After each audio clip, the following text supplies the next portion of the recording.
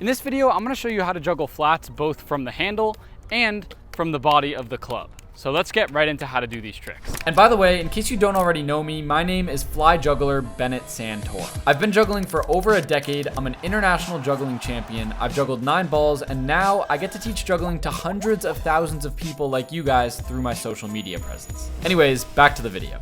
All right, so flats are pretty difficult, but I really recommend learning them because to a juggler, it's very impressive. Because jugglers and even non-jugglers know that when you throw a club, it's like supposed to spin, or it's naturally meant to spin. But when you throw it as a flat, it kind of does the opposite of what they expect. So we can start learning how to do this by throwing away 2 clubs and getting just 1. And all you're gonna do is you're gonna throw this club back and forth as a flat. And the way you do that is by putting no wrist on the throw. So when I throw it like that, I put no wrist. So notice how when I do a normal throw, I spin my hand a little bit. You have to get out of that habit and get into the habit of throwing the club with no wrist. You're just pretty much, as you toss it, you're letting go like that.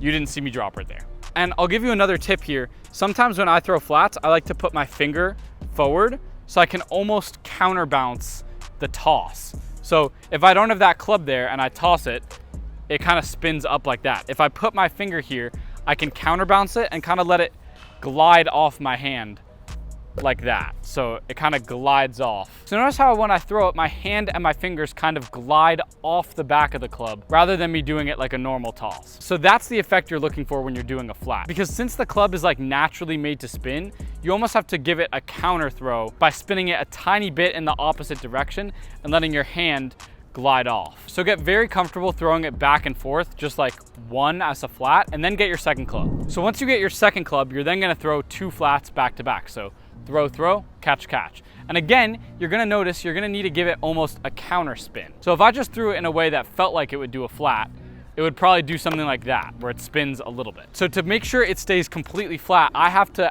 actively counteract the spin by almost turning it a little bit in the opposite direction as I throw it. So throw, throw, catch, catch. Throw, throw, catch, catch. And just practice this until that gets to feel very solid.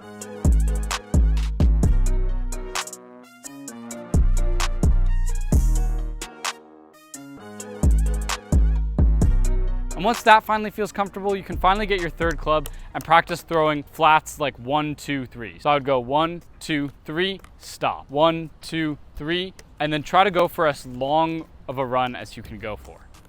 It'll be difficult at first and it'll be very unnatural, but as you practice with time going on, you will be able to start throwing these as flat throws and getting it more and more consistent. If you're struggling, go back to 1 or go back to 2 and really lock in.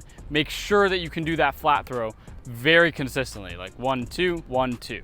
Once that's consistent, come back to 3 and really practice it. It's gonna take time to get the spin correct, but it looks cool once you got it. And so once you have that, then the next thing you can practice is a trick called reverse flats. And actually, I think even though this is not the normal way of doing flats, it might be slightly easier. And the reason is because on the club, the center of mass is probably like around here, since this side of the club is heavier. And so when you throw it from the handle like this, it almost wants to spin forward since this side of the club has more weight, right? If I hold it like this, it flips that way. Versus if I throw it from here, it naturally wants to stay flat. It doesn't want to spin off as easily as if I hold it here. See, that just instantly goes down. If I hold it here, it stays up for a second before it goes down. So naturally, since this part of the club is heavier and closer towards the center of mass, when you throw it straight up, it doesn't have as much of an inclination to spin. So we're gonna practice this the exact same way we just practiced the other one. So start with 1 and throw it back and forth like that. And once again, notice my finger comes forward a little bit and I let go of it graciously. I don't go like that.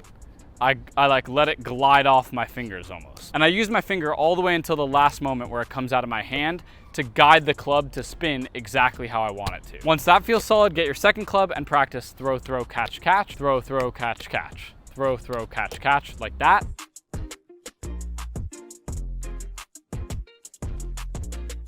And then you can get your third club out. And the way I normally start this pattern is not by holding them all like this, because it's kind of hard to start like that. The way I normally do it is I start with a normal cascade and I do half spin, half spin, half spin, and then I go into the reverse flats like this. If you don't know how to do half spins, I recommend you check out my video on spin control first. And once you get your spin control more solid and you're able to do half spins, it'll be easier to enter into this pattern by doing 3 half spins and then switching. And as you just saw there, you can switch between the patterns by doing normal flats and then doing 3 half spins, and then you can do reverse flats and then back to here. So yeah, that's how to juggle flats. I think it looks really cool because you can't do this trick with balls. This is a trick that can only really be done with clubs because it has that straight, long body, versus balls or rings can't really be done like that. So I think it's really worth learning. It's pretty impressive and pretty cool. So I recommend learning this one. So I really hope you were able to learn that trick. And quick reminder, I've helped millions with juggling through my free videos, but I wanted to do even more, which is why I started Fly Juggling School. Believe it or not, there was a time where I couldn't juggle 3 balls. In fact, I sucked so badly that I had to drop down to scarves. And to be honest, it was discouraging, and I probably would have quit if I hadn't had a coach. He helped me improve at juggling without the frustration of constantly getting stuck on the same trick. I want the same for you. So if you're not convinced by these testimonials, here's my guarantee. Join Fly Juggling School, write down any trick you want to learn, and if you don't learn it, I'll give you a full refund. It's a great community, and for more info, it'll be the first link in the description. Anyways, thank you guys so much for watching. I have a lot more tutorials coming out soon, so make sure to subscribe so you don't miss any of those. And as always, I'll catch you all in the next video. Happy juggling, and peace out. Ain't nobody can match. Pull up and have some fun. I'll make you leave in a snap. Tell me what you want. Just let me pack up your past.